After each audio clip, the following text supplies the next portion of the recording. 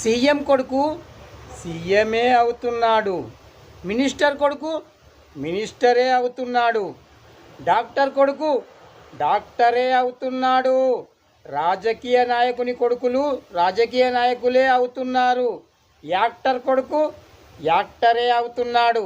కానీ రైతు కొడుకు మాత్రం రైతు కావడం లేదు.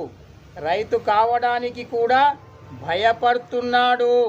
ఎందుకంటే అరాచక రాజకీయ నాయకులు కొందరు రైతు దేశానికి వెన్నెముక అంటూనే రైతు వెన్నుముకను విరిచేస్తున్నారు.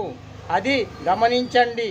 కొందరు దళారులు రైతును బాధ పెడుతున్నారు. సరైన రేట్లు ఇవ్వక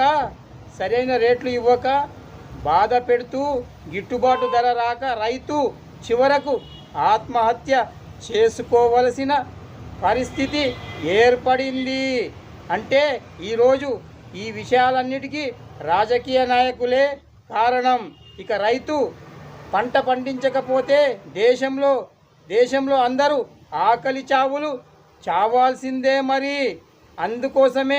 అందుకోసమే రామరాజ్యం వస్తుంది అని అనుకుంటే ఇప్పుడు రాక్షస రాజ్యం వస్తుంది.